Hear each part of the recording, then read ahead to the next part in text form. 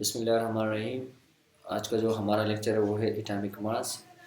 इससे पहले हमने मास नंबर और एटॉमिक नंबर के बारे में कुछ पढ़ा था कि एटॉमिक नंबर को हम प्रोटॉन नंबर भी कहते हैं, क्योंकि द नंबर ऑफ प्रोटॉन जो हमारे पास न्यूक्लियस में होते हैं उसको हम एटॉमिक नंबर कहते हैं। और मास नंबर को हमने न्यूक्लियन नंबर भी कहा था, क्योंकि न्यूक्लियस का नंबर है कलेक्टिवली प्रोटॉन प्लस न्यूट्रॉन को कलेक्टिवली हम मास नंबर कहते हैं।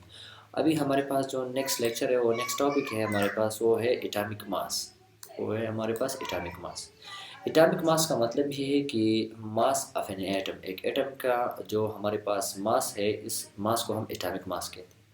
तो सबसे पहले ये याद रखना चाहिए कि हमारे पास जो मासेस है एटम की, वो बहुत ज़्यादा स्मॉल होते हैं। ये तकरीबन 10⁻²² से लेकर 10⁻⁻24 ग्राम के बीच में ये होते हैं। ये हमारे पास एटॉमिक मास है।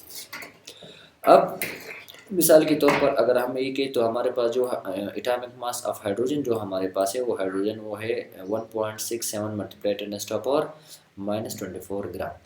तो ये बहुत ज़्यादा स्मॉल क्वांटिटी है और इसको मेजर करना और इसके साथ काम करना ये बहुत ज़्यादा मुश्किल है।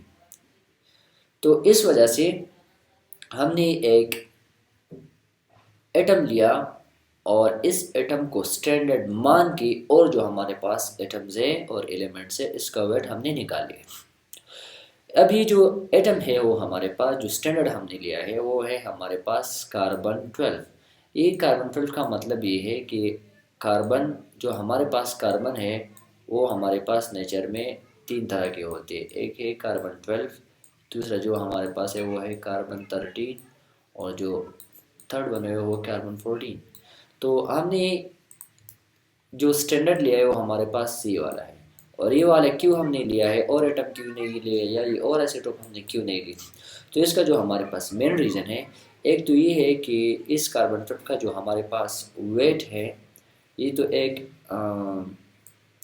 जो आइसोटोप हमने लिया है वो एक तो ये बहुत ज़्यादा स्टेबल है नेचर में, और बल दूसरा जो हमारे पास है ये वही है कि हमारे पास सी नेचर में 99.9% हमारे नेचर में नेचर अबंडेंस जो हमारे पास इस आइसोटोप का है वो है 99.9।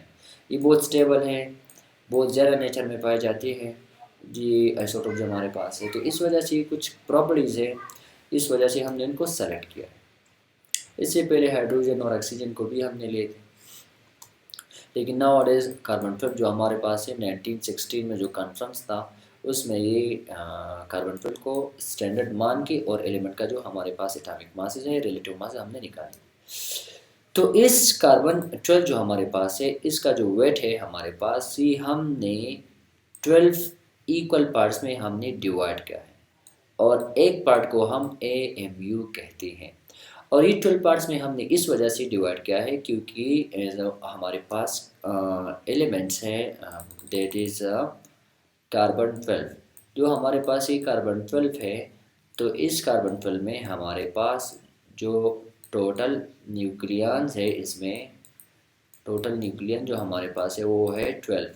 हमारे पास 12 न्यूक्लियंस है कार्बन 12 में, तो इस वजह से इसको हमने 12 पार्ट्स में डिवाइड किया है। और इस 12 न्यूक्लियंस को इस वजह से लिया है क्योंकि एटम में तो इलेक्ट्रॉन भी है, लेकिन जो मास ऑफ इलेक्ट्रॉन जो है वो इलेक्ट्रॉन जो हमारे पास है ये बहुत ज़्यादा लाइट पार्टिकल है, और about 10 raise to power 9.11 multiply 10 raise to power -31 kilogram.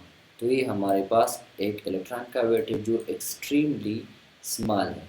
तो इसको हमने निगलेक्ट किया है एटॉमिक मास में, और हमने सिर्फ न्यूक्लियॉन्स लिया है जो हमारे पास प्रोटॉन प्लस न्यूट्रॉन। तो हमारे पास कार्बन 12 में जो न्यूक्लियस है उसमें टोटल 12 पार्टिकल्स हैं, जो 6 प्रोटॉन है और 6 न्यूट्रॉन है। तो इस कार्बन की मास को हमने 12 पार्ट्स में डिवाइड किया है, और एक पार्ट मतलब 1 आउट ऑफ 12 पार्ट को हम फिर कहते हैं AMU। इसको हम AMU कहते हैं। और इस AMU की कंपैरिजन से बहुत से एटम जो हमारे पास कितने भी एटम मॉलिक्यूल्स कंपाउंड है इसका वेट हमने निकाले इस AMU की कंपैरिजन के साथ।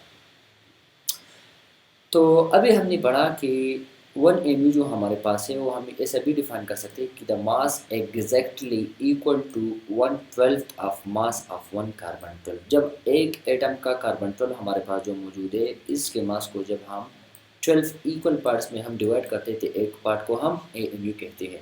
मिसाल के तौर पर 1 mu जो हमारे पास है, फार्मूला बन जाएगा 1/12 ऑफ कार्बन 12।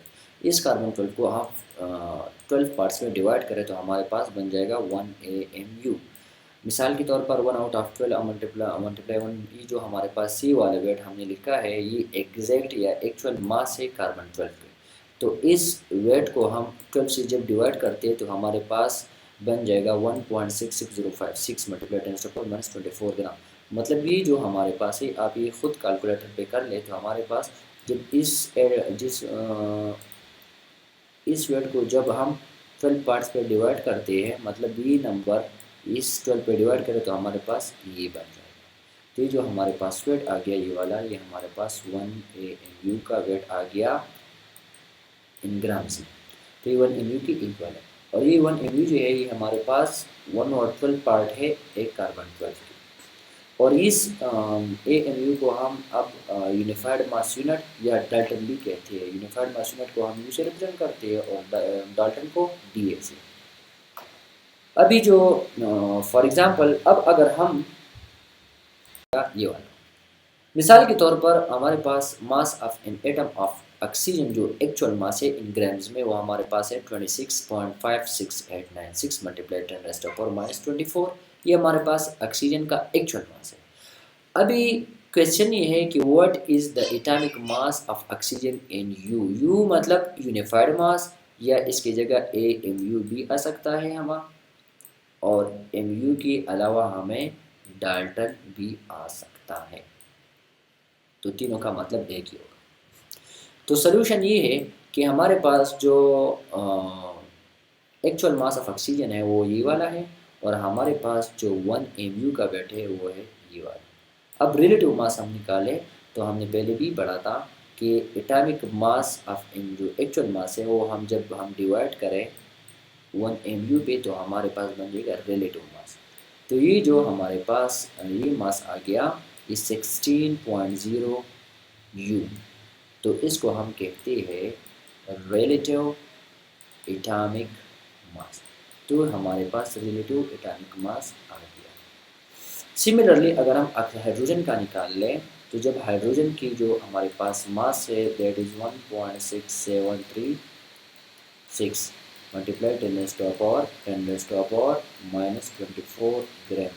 जब हम इसको डिवाइड करें 1 MU पे जो हमारे पास 1.66 मल्टीप्लाई 10⁻⁻24 ग्राम है, तो हमारे पास अप्रॉक्सीमेट वैल्यू जो है ये हमारे पास बन जाएगा 1.008। ये हमारे पास अप्रॉक्सीमेट ही बन जाएगा, और ये तो कैंसिल हो जाएगा। तो इसी तरह ये जो हमारे पास ये वेट आ गया, ये हमारे पास बन गया AMU। ये हमारे पास 1 मतलब 1.008 MU जो है हमारे पास ये हाइड्रोजन का रिलेटिव वेट है। MU को थोड़ा डिटेल से स्टडी कर ले तो हमारे पास ये है एटॉमिक मास यूनिट। ये हमारे पास एटॉमिक मास यूनिट जो है इसको हमने पहले भी डिफाइन किया है कि 1/12 मास of an atom of carbon 12। जब एक कार्बन 12 को हम 1/12 से डिवाइड करते हैं, मतलब 12 से डिवाइड करते हैं, तो 12वां हिस्से को हम एटॉमिक मास यूनिट कहती है, और वो हम AMU से एब्रीवेट करते रिप्रेजेंट करते हैं। मिसाल के तौर पर अगर हम मिसाल के साथ लिखें तो हमारे पास फॉर एग्जांपल कि एक कार्बन एटम का जो हमने एग्जैक्ट मास निकाला है वो हमारे पास है इतना 1.9924 मल्टीप्लाई 10⁻⁻23 ग्राम। या अगर हम किलोग्राम में लिख लें तो हम इस नंबर को डिवाइड करेंगे 1000 से। तो हम इस नंबर को 1000 से डिवाइड, तो ये जब 1000 हम ऐसा भी लिखते हैं कि 10⁻3। जब ये ऊपर चला जाए तो ये -3, तो -3 और -23 को 26 बन जाएगा। तो हमारे पास इतना किलोग्राम या इतना ग्राम बन जाएगा एग्जैक्ट मास ऑफ कार्बन 12।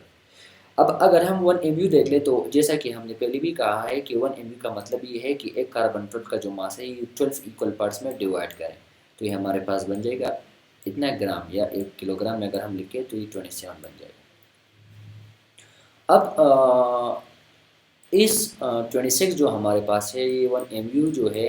अब अगर हम सिंपली ये स्टडी करें कि हमारे पास जो ये हमने मास निकाली है, ये वाला जो हमारे पास पूरा ये वाला है, हम ये देख लेंगे।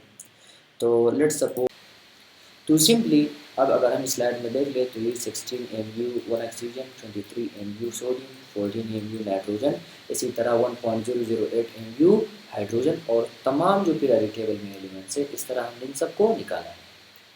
एटॉमिक मास यूनिट हमने भी पढ़ा अभी कि एक कार्बन का जो वेट है और हम इस 12 इक्वल पार्ट्स में डिवाइड करें तो एक पार्ट्स को हम 1 mu कहेंगे।